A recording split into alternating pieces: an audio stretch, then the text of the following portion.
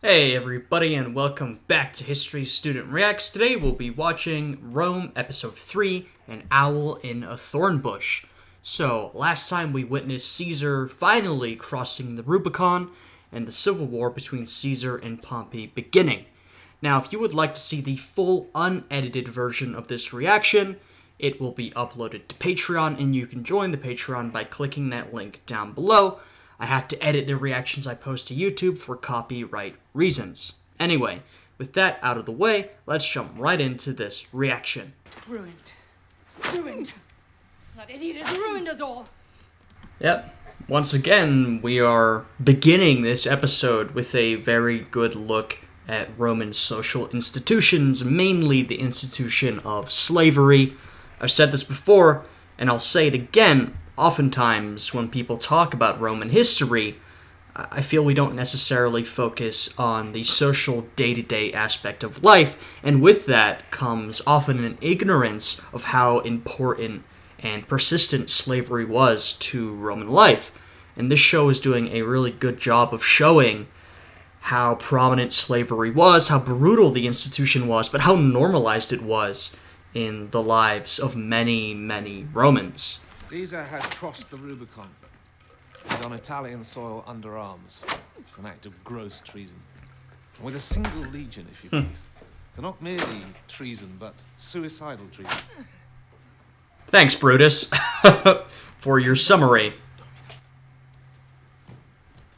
Have you heard?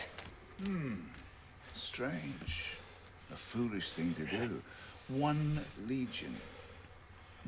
We can see Pompey sort of cerebral thinking. Cato has rushed over, panting. Very interesting to see the difference in attitudes. And I'm curious to see how the show portrays how these men handle Caesar crossing the Rubicon. It's also funny it's being described as a sort of foolish and rash action, which it may be. But we also saw last time how, in some ways, Caesar was forced to doing this. Now, of course, he could have chosen not to, but with what he perceived as a direct attack upon him from Pompey, he certainly felt like he had no choice but to assert himself and march on Italy, march on, eventually, Rome. And you'll crush him, eh? For that question, poor man is dead. Alright, well, that appears to be confidence from Pompey, maybe foolishness, you could say, I don't know. I suppose it depends on how you look at the situation. Cato was clearly far more worried. You are to take our Ubian cavalry and scout all roads and defensive strong points between here and the city. Advance until resistance is met. If and when civilians are encountered, deliver the enclosed proclamation. There will be no rapine, pillage, or burning. You know, as we mentioned last time, Vorenus has kind of been roped into this whole thing. He got injured. He was unable to extricate himself from this situation. And since he is a soldier, he is performing his duty. Sort of interesting to see him in this position. And these orders that Caesar are giving, this is absolutely true. Caesar wanted to be merciful to the citizens of the empire. Or not even just the citizens, but the people of Rome. He didn't want them to turn against him. I mean, he's already marching on Italy. That's a pretty bad look. So he wants to make clear to everybody that he's merciful, he's generous. He won't be pillaging any cities, no massacres, no selling people into slavery. Basically, none of the stuff that the Romans do to other people. None of the stuff that Caesar has done to the Gauls. Don't worry, that will not happen to you. You will be safe under my command and my rule. It's a crime if we lose. If we win, it isn't. I am merely pursuing my legitimate rights, Anthony. Of course. Antony comes at this from sort of a cynical, realist perspective, but, I mean, he's exactly right. This is a situation where if they can manage to achieve what Caesar wants to achieve, then they're all good. They're conquering heroes. If they fail, then they're criminals who will need to be exterminated, right? You know, that is a fairly accurate summary of the situation, I would say, but as we've seen throughout this series, there is this whole mix of Roman class dynamics, political beliefs, and religious beliefs. So, for someone like Vorenus, not only is this a stupid decision, politically unintelligent, but it's also a religious sacrilege. So you can see why he would be quite upset. You think we can trust him? Oh, Lucius Varenus. deep 13th him. He'd follow the eagle up Pluto's arse. I think that might be right. I told you not to come here. Uh-oh. Who would this be, Niobe? I had to see my son. You've seen him, now go. What? Okay, wow. Interesting. Help me, Niobe. I'm going insane. We've been fed some false information. I do. I won't give up. Don't think I will. You loved me once. You can love me again. Wow. How about that? So, what Varenus initially suspected, and we thought him of being harsh, you know, he publicly insulted his wife, he was very cold, and I said, man, maybe cool down a little bit, I get it. There's an explanation for all of this. He was correct. His initial presumption was a true presumption.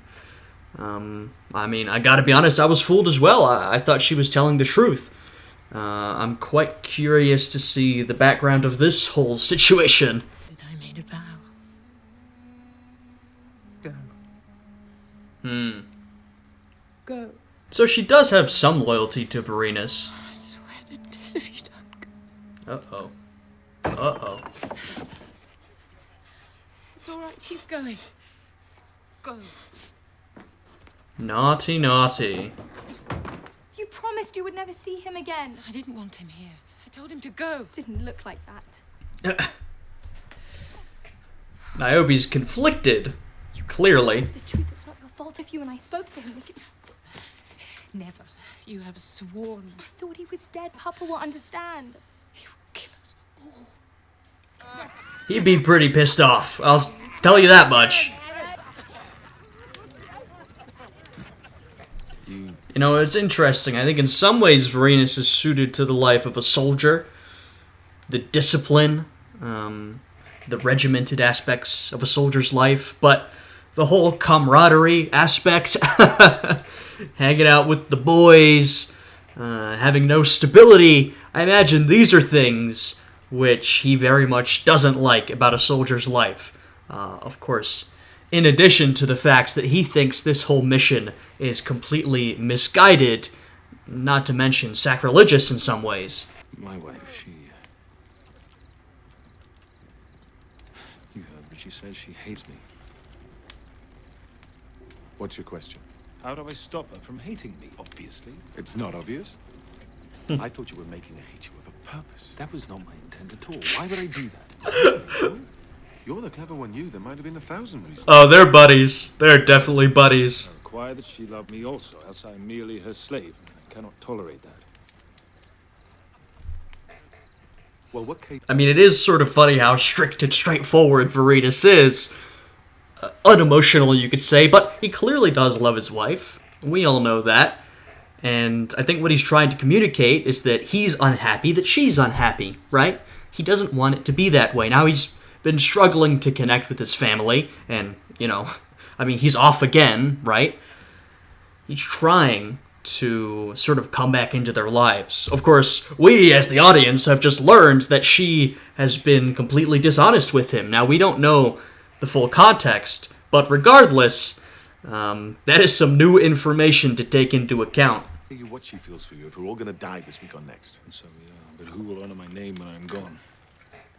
Who will pay Proserpina and Pluto for my keep? Who will pour wine upon my grave? If it comes to that, I shall do the honors. It's the least I could do. Yeah, if you make it. But that's nice. That's nice. But it's not the same thing. Besides, you'll be dead too. Exactly, exactly. I'm having a small party this evening. I need you to get more men to stand guard outside to greet my guests when they arrive. A party? Is that wise, given how things are? Just saying, Pompey's mob is out for blood. It's best to lay low. Lay low. I'm not a lizard. I will not be intimidated. Of course you won't. Cost you extra, though. You've been paid quite adequately already. I don't want more money. Well, what do you want then? You know what I want?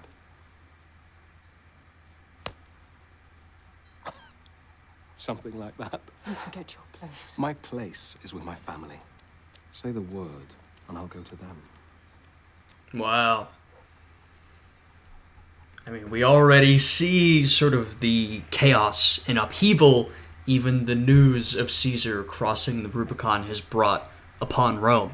I mean, people think it's a stupid idea. People think he's doomed. The city is going to hell in a handbasket. People are taking liberties they wouldn't normally take. You know, everything's up in the air. And once again, that's just with the news reaching Rome that Caesar is marching south. Do your job to my satisfaction. See that you're properly rewarded.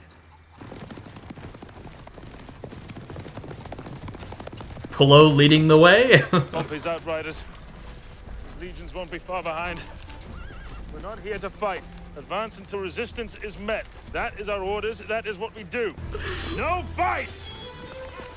No! No fight now! Oh, you've lost control, Veritas.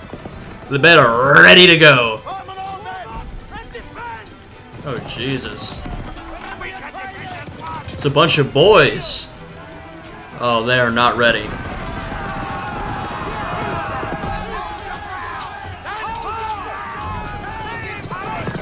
And while, of course, it is a little unusual, Vorenus, a strict Catonian, disagrees with this, but he is in this situation, there absolutely would have been sort of a spectrum of opinion amongst Caesar's men. You would have had some like Pullo who are absolutely bloodthirsty and ready to fight at any moment, and you would have had some who are a lot more cautious like Vorenus, in addition, don't want to fight their fellow Romans, who would have tried to hold back as much as possible. These are some of the complexities you get into when you're talking about a civil war.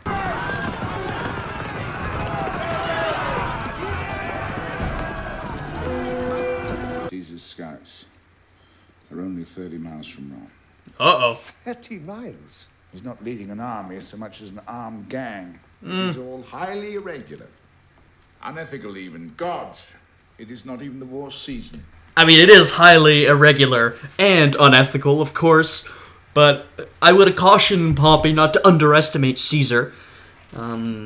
He may not have a massive army, but I think he has a fairly sizable force of fairly well-trained men. Certainly more than an armed gang. So, do not take him lightly. Surely he does not think to attack Rome directly. I think that is exactly what he will do. How can he hope to succeed? The problem is, at this moment, we have only 3 legions in arms for the defense of the city. Surely 3 is more than enough. Normally that would be true, but most of the men are raw recruits like those who fled from the scouts. The rest are veterans of Gaul, Caesar's men. Not reliant. Rome is undefended. My legions are mustering as swiftly as possible. But it will take at least 4 days to assemble a force capable of defending the city. I think I can see where this is heading. Since, of course, myself and a lot of you know the actual history, we're getting into a position where Rome is right on the edge, and Pompey and his supporters have a decision to make. What exactly are they going to do? Caesar is 2 days away. You touch it with a needle. What do we do now, then? Yep. We must make a tactical retreat to Yep. the south. A tactical retreat, mind you. We'll withdraw to Corfinium and rally my legions there. Yep. Once they are gathered and in good order, we will simply retake the city. Caesar has no hope of reinforcement until spring. We're getting to Pompey's actual plan. Of course, we've got more to go from there, frankly, but this is exactly the real-life situation. What happened? Pompey is unable to defend the city. And so, instead of staying, trying, and then failing to defend Rome, he takes what is a massive political loss, but probably strategically the right move, and he retreats. Now, of course, many people are incredibly upset with this. People like Cato, a lot of regular Roman citizens, abandoning the capital, abandoning Rome like this. It looks extremely bad, but Pompey can't defend the city. He knows he has to retreat and rally his legions. And I think he's right in that respect. And so we're seeing that thought process play out here. Pompeian scum at our very door. It's intolerable. If Timon and his men weren't here, they'd be burning down the house. They're not that energetic. This suicidal rebellion has... I also love to see Brutus lounging around. I'm not quite sure if he's grasped the seriousness of the situation yet, at least with how they're presenting him here, and that depiction may be accurate to life. It may not be the brightest bulb, and he's also not too involved in all of this scheming and politics. He's kind of just trying to make it and have a good time. And Atia, of course, refuses to be brought down by anybody with how she is, and so she insists on hosting a party under these conditions. His position is deceptively weak. Octavian! Think that's all you do, you silly boy. All our friends have abandoned us. But he's right! Octavian's got a good head on him. Now that is true to life. And when I do return, those of you I find have not done their utmost duty will pay with their lives. General, your escort is ready. Nice. Uriel? It's a solemn moment. Escort ready. Ready, sir. Away then. Husband, the treasury. Yes, of course. Uriel? We must secure as much of the treasury gold as possible. Take a detachment and open up the capital land vaults. Hello. Much time, so do what you can. I mean, all of this is highly irregular, of course. But under the circumstances, you know, you do what you must, right? That's Pompey's perspective. Odysseus and his friends creeping out of the Cyclops cave. As quiet as little mice, right? Aww.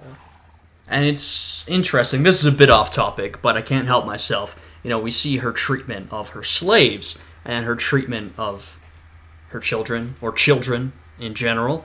And these are the kind of things we see in a slave society like Rome, or, say, the United States, or a lot of the Americas before slavery was abolished at different times in different countries.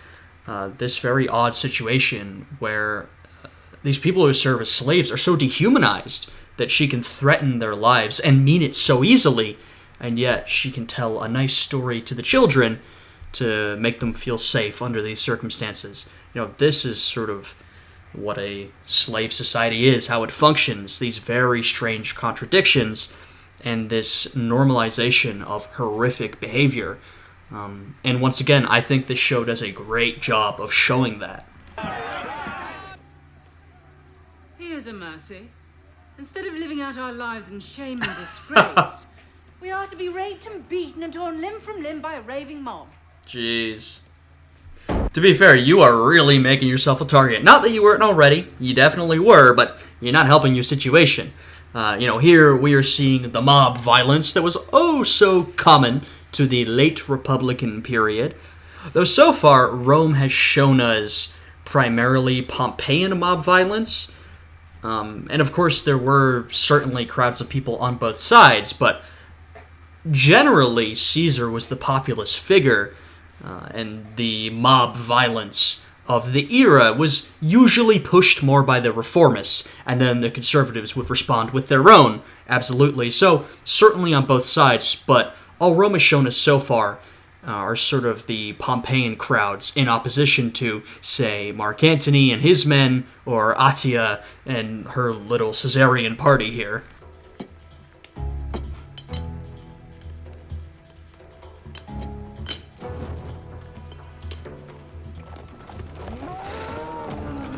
As I said, all of this is highly, highly irregular, but Pompey and a lot of the Senate is currently fleeing the city, which in itself is highly irregular. The Appian Gate is to the right. We're not going to the Appian. Oh. What? Oh my. You know what? I did not see that coming. Your best method for pleasing a woman is the warm beating heart of an enemy. Okay. I mean, women will say they don't like it, but they do. makes them wet as October. This is not great advice. Well, really, Dad. Talk to her. Oh, okay. That's better advice. What? It doesn't matter. It's all about the tone of the voice. Pretend you're putting a saddle on a skittish horse. Oh.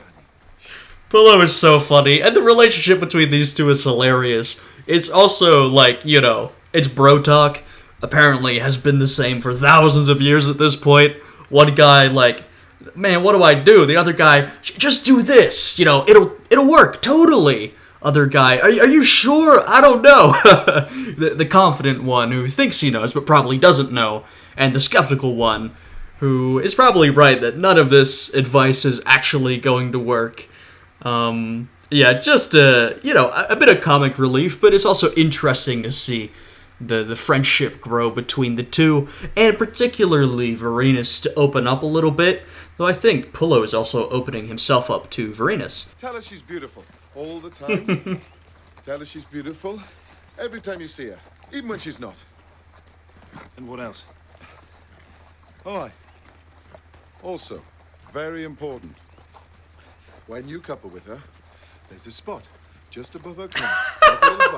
Now, attend to that. And she will. Pillow knows what women want. All women have them. Ask anyone. Oh, Vorenus. Uh-oh.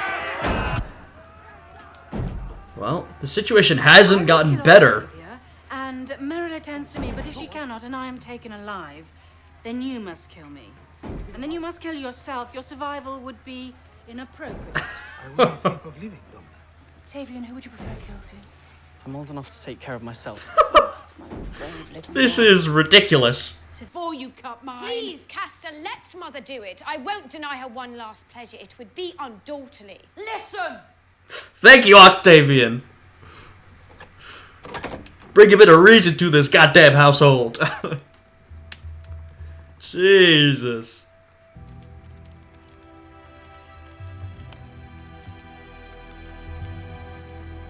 Consul Gaius Pompey Magnus has left the city. He I see. all noblemen and knights to do likewise. Those that remain will be considered enemies of Rome.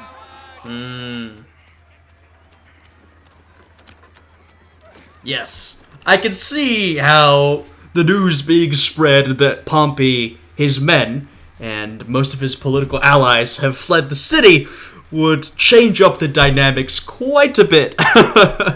I'm very curious to see how they portray Brutus and his journey, because, I mean, we know which side he's going to end up, and every time I see Octavian, you know, I can't help but think of his career, his life, what he will go on to become, and I'm so curious to see how this show portrays the growth of Octavian. Just some things on the mind. So your man will be back after all, looks like. It looks like. You don't sound too happy about it. Of course I'm happy he's my husband. If you say so. Yeah, convince yourself that you're happy. I was just talking. I talk too much. I don't know, Rissa. I try my best to love him, I do. I don't know whether I want him to come back. I mean, we've seen this before. Seems like she has something passionate with that other fellow, who we still don't know too much about that. She's bound to Vorenus less through love and more through loyalty, as a wife. Vorenus is also bound to her through loyalty, but I think he also does feel love towards her. So we've got a bit of a mismatched relationship. Not to mention that the communication is not great between the two. Mostly because Vorenus could be a bit domineering, and his communication skills are not that fantastic. So you can see why there's so many struggles between the two. Not to mention that she has cheated on him, and he has no knowledge of this. Very complicated, very messy. If we stay, we are declaring for Caesar, for rebellion. If we go... Yes, I mean, we know that Servilia likes Caesar, of course. Brutus, so far, we've seen has been portrayed as a bit of a buffoon, but not a buffoon in the same way as Mark Antony. Mark Antony knows what's going on. He's fairly savvy. He just doesn't really care about appearing proper. Brutus, has been made to seem like a bit of a fool. He doesn't understand what's really happening, nor does he have any interest in the political goings-on of Rome. He would probably rather stay neutral if he had the option, with some faint connection to Caesar, but now he's being forced into a position where he has to choose to take a side. He has to make a decision, and I'm curious to see how he comes to his choice. Caesar is our dearest friend, but what he is doing is... I do not know. Pompey, then. We must go with Pompey. The Republic is more important than any friendship. Wow. Do you agree? It's your decision. We can see Brutus actually has some stones. He's been forced into this position, but we see him using his brain and making a decision based on what he thinks is right. Though, of course, it's not as if this is some brilliant conclusion to come to, but like most people, most Romans, Brutus does have an allegiance to the Republic. Now, the Republic has been through a tough time recently. A lot of infighting, a lot of mob violence, a lot of political norms have been crumbling, but regardless, Romans of this time absolutely have an allegiance to the Republic. And even if they like Caesar, most of them would probably agree that what Caesar is doing is wrong and a bad idea. And so Brutus has come to the conclusion that I think a lot of people felt, which is, despite my feelings towards Caesar, I'm going to have to go with Pompey. I'm not leaving. Right. What do you mean? I've waited 8 years for Caesar. I cannot leave now. Caesar might prevail. Yes, he might rule Rome for a week, a month, a year even. But then some other ambitious man will kill him and take his place, and you then will be the mistress of a dead tyrant, mother.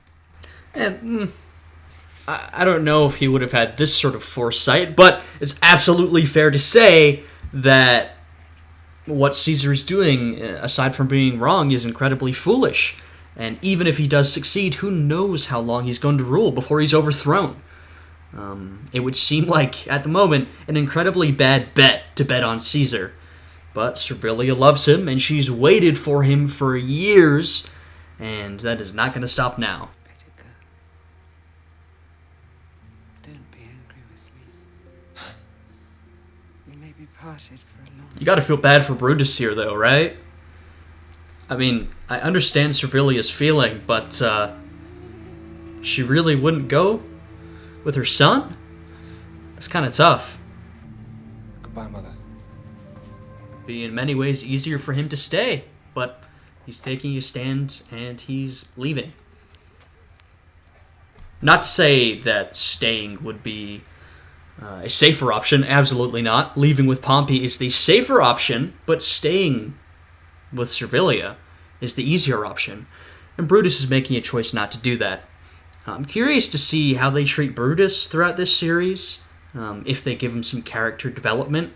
Brutus certainly had some character flaws throughout his life, but I'm wondering if we'll see a bit more maturity within him, because this seems like a pretty mature decision to make compared to what we've seen from him so far. My daughter left. When? Oh. Just now. I put a boy to following her. Put a stop to this nonsense. Uh-oh. Why have you not left the city? I could not leave without seeing you. But it's not safe for you. Everyone knows you're with Labius. Don't fret. I'll be gone by sunrise. God. What is Atia going to do? Oh, no.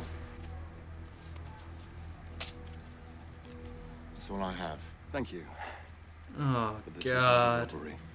Yeah, so I don't know too much about, especially the early life of Octavia, so y'all will have to let me know to what extent this is constructed, to what extent this is based on real events, or to what extent this is what happened. I really couldn't tell you. I mean, I know a bit about, the proposal for her to marry Pompey, and then it didn't happen, and all this kind of stuff.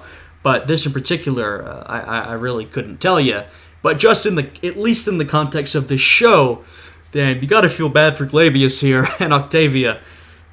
Just really undeserved.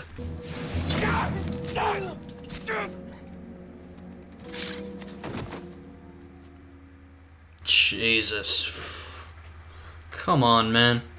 We humbly seek the protection and friendship of your family.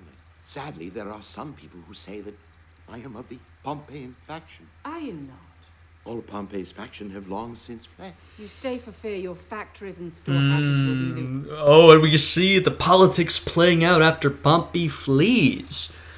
The power in Rome itself has shifted. I mean, the Pompeian faction, Pompey, his men, and a bunch of powerful senators and just powerful individuals in Rome have all gone. And so those remaining sort of have to turn to this new faction. Who remains? Well, the most powerful people who remain are the Caesarians. And of course, not every Pompeian will have been able to flee for one reason or another, and so they're going to have to find some way to stay safe, protect their property, protect their family, if they even can. 5,000 denarii. That much? Please, let us not be vulgar. I'll make the arrangements immediately. Typical Atia, of course. Just going straight for it.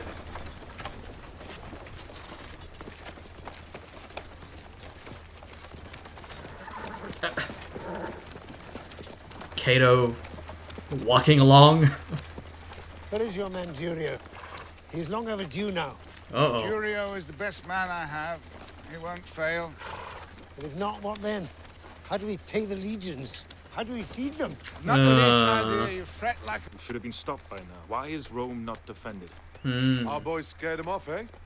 Soldiers of the Republic do not run, so it must be a stratagem, a trick. And it's a good trick. Have abandoned Rome. If Mars were watching, he would not allow such a disgrace.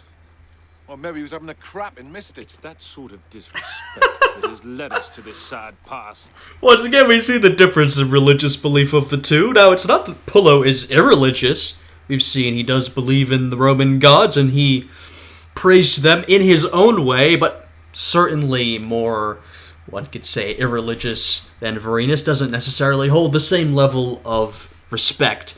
And I mean, I'm sure Varinus has already had to wrestle with his own beliefs and what he's doing at the moment, but once they enter Rome, he's really gonna have some cognitive dissonance between what he believes and what he's doing, because Rome is undefended. They're just gonna waltz right in, doing something that, at least according to Varinus' beliefs, they absolutely should not be doing. Salve, citizens. Captain? You come from the city? We do. How goes it there? You're Caesar's man. We are. Fortune spreads her legs for you. Pompey has fled. The city is yours. It's in the wagon. Oh, asking the right Show it, questions. soldier.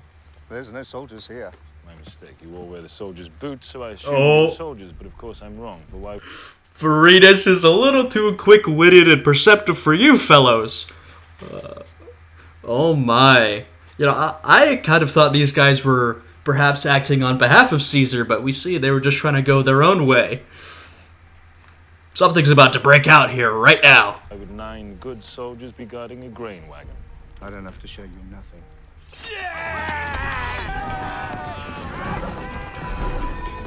They don't stand a chance against the 13th. Atia ruling like a queen. I do not like to doubt you, Proculus, but it's an age since I've seen you at my morning levee. Perhaps you've been unwell. Goiters, is it? Goiters, as you say. Fat, greedy men often find it so. Now, of course, these people have no option but to come to her. But in the long term, you don't make a bunch of allies by behaving like this. And by the way, Caesar could tell you that, but Caesar isn't quite there, though soon he will be.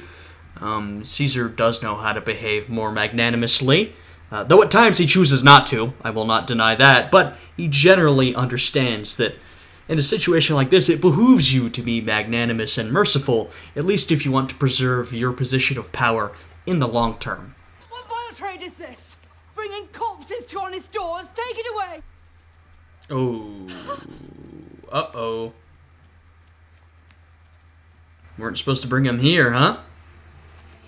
See what you have done. Atya, see what you've done! Come on. The city's unguarded. It's true then. The Republic has fallen. Yet the sky is still above us and the earth still below. Strange. The gods are in no hurry. They will take their time in tormenting us. Right, so, we are currently seeing Vorenus wrestle with his beliefs.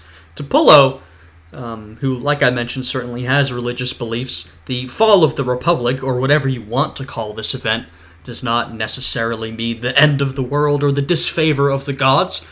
I'm sure to him it's just another form of government, and tyranny by Caesar might be even better. I don't know. We'll see what he thinks. To Vorenus, we saw him described earlier as a Catonian. We can see his religious beliefs are tied up with the divinity of the Republic. The fall of the Republic, I mean, this is a momentous religious event. This is the punishment of the gods. We should not be able to live on normally after this, but though things will certainly change after the fall of the Republic, Pullo is right. The Earth still goes, Many people continue to live their lives, so I'm curious to see how Vorenus deals with that. It's not a dream, then. Glabius is dead.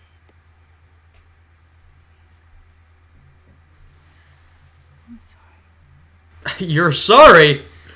This is by your orders, lady.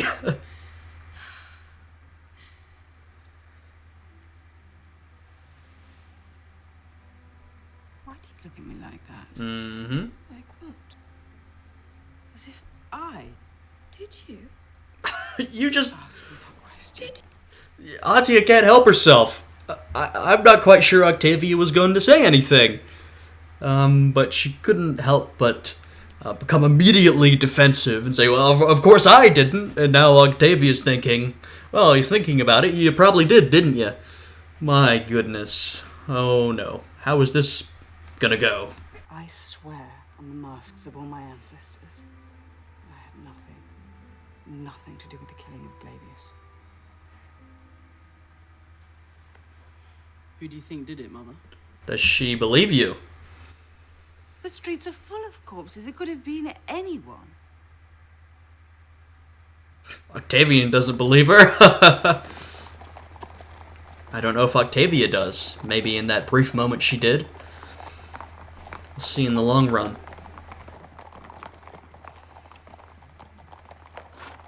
Huh. There you are, Vorenus. Right in the middle of Rome. Your holy city, basically. These are the words of Gaius Julius Caesar, direct descendant of Venus, wow. proconsul of Gaul, glorious imperator of the northern legions. So they did manage to take his orders all the way back to Rome. Citizens, I have returned to Italy with the sole intention of claiming my legal and moral rights. I have no desire for unlawful powers. I will name no man an enemy who does not so declare himself. Even so, the property of those enemies will not be appropriated, and their person will remain inviolate as long as their opposition be peaceful. Moreover, to any man that has taken arms against me and now regrets it, I gladly offer total amnesty. However, those... And as we can see, Caesar is sort of laying this out, and those that continue violence, basically he's saying, if you continue to fight me, I will come after you. I have no choice. But to those who do not oppose me, and to those who do oppose me, but are willing to lay down their arms, complete mercy. Like I said, he wants to be magnanimous to the people. He doesn't want to make more enemies than he already has, because even though Caesar has managed to march and make it to Rome, he's not necessarily in a strong position. He's got a lot of enemies. Pompey is currently making an escape attempt, and if he succeeds, he will be able to build up legions unopposed. Caesar is in a dangerous, dangerous position. And so the last thing he wants to do is create more enemies for himself. Those that continue to use violence to oppose my legal rights, they shall receive that which they seek to give. Under the auspices of Jupiter Capitolinus, these are the words of Gaius Julius Caesar. What are you doing? I've done my duty and I have sinned enough. I resign. Wow, really? That's desertion. I'm a traitor and a rebel. Why not a deserter as well? You can't just leave the 13th. Now, I am curious to see what decision Vorenus makes, because I've described him several times. He totally disagrees with this action, but he is a soldier. You know, he's a man of duty. And so he felt honor-bound to do his duty. At this point, will Vorenus feel his conscience clear if he resigns? Is his duty over? He now has to oppose this immoral action that Caesar is taking, or will he feel his duty continues to the 13th and to the legions? I'm not quite sure. Of course, Pullo feels very differently. Goodbye, Pullo. Wow. He's off.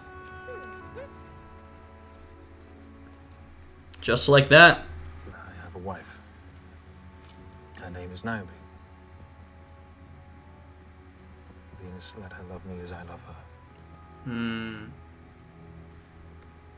Man.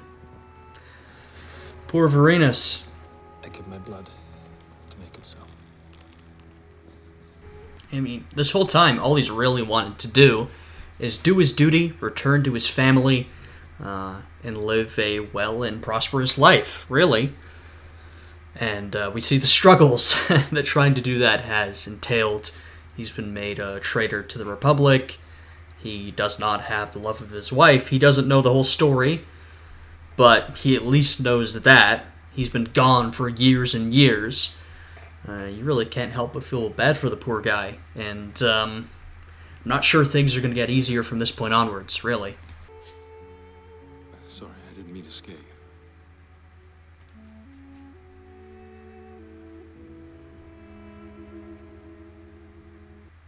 You're very beautiful.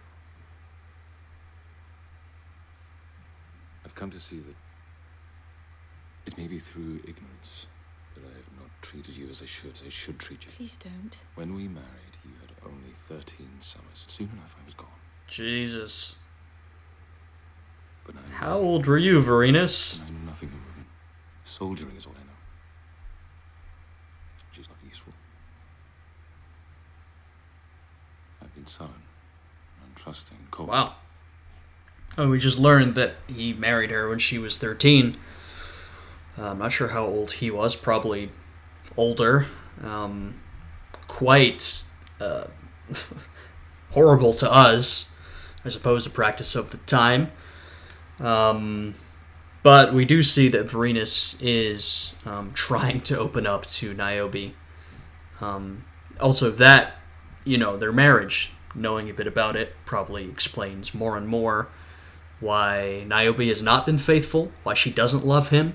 Also, the fact that he was gone for, I think it was 7 years, and, she presumed he was dead. Yeah, we're sort of fleshing out this relationship, and you can definitely have empathy for everybody involved, right?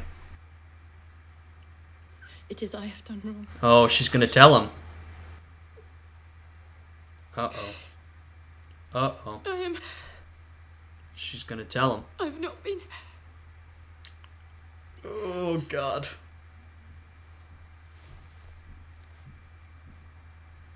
Past is gone. Really? Wow.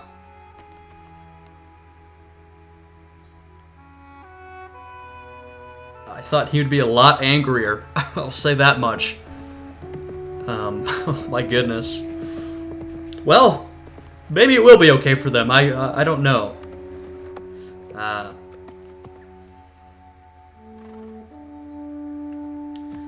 That's unfortunate.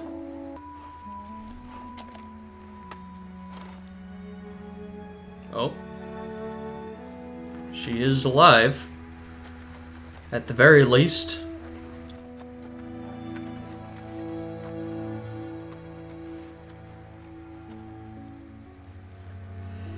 Yeah, and Pullo's an interesting one. I mean, not to compare him morally to Vorenus, but he is certainly more emotional than Vorenus, and we see this in many ways. Of course, he's more bloodthirsty, he's, I think, more angry, he's more ready to go, but he's a little more outwardly caring, even if he is crass and violent. Once again, this is not to say that he is necessarily a better man than Vorenus. In fact, I'd be willing to bet that he's probably done some worse things in his time with Caesar's legions. But his emotion seems to drive him a little more outwardly. Though, as we saw in that scene with Niobe, perhaps Vorenus took some of what Pullo said to heart, and he's trying to open up more, and he's trying to let his emotion guide him through life as well. So yeah, very interesting characters here. I'm very fascinated by those two. Their friendship, which, I don't know, we might not get to see more of. I mean, they've separated. I don't know if they'll come back together. Only time will tell. Yes. Also, quite the prize. Yep, you did not know what you had in store, eh?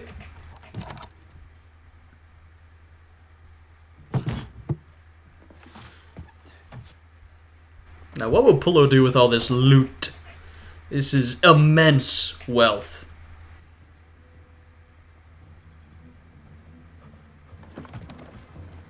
Oh my. Covering it back up, are we? I do wonder if he will take it to Caesar, or if he will do something else with it. Oh, God. This is risky, my friend. This is quite risky. I applaud you. You're about to enter Rome as a blood-stained conqueror, and yet you look as calm as a cup of water. I'm glad I appear, son. I always like Mark Antony's observations. As I said, he's presented interestingly, a bit of a buffoon, but in the way that, like I said, he really doesn't care about the social conventions or the people around him that much. Not in the sense that he is unintelligent. Now, he may be more skilled at some things than others, but he's very sort of crass, practical, perhaps you could call it realpolitik way of seeing things. Or, to put it simply, he's willing to say it how it is.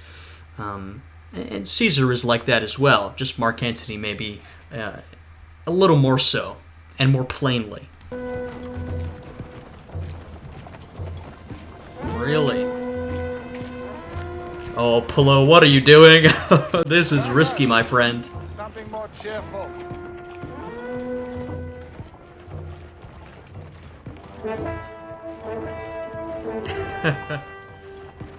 Yeah, it's a little more uplifting, fellas. As we march into Rome unopposed. Certainly good for us, eh? For the rest of Rome, who knows?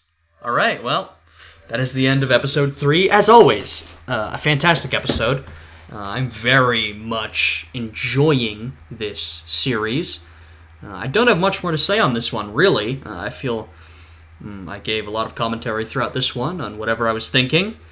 Yeah, I just think they're doing a fantastic job of portraying the political conflicts of the era, the people of the era, and sort of everyday Roman life of the era from a variety of perspectives. I really do think they've done that quite well, and I hope they continue to do so. I enjoyed this one, excited for the next one. Once again, if you would like to see the entire unedited reaction, which I can't post on YouTube due to copyright, then please check out the Patreon. It is linked down below. You can see the unedited reaction to this episode, all other episodes, plus some other exclusive reaction content that will not appear publicly on the channel. Anyway, with that out of the way, I hope you guys are having a good day today, and I will see you all again next time. Goodbye.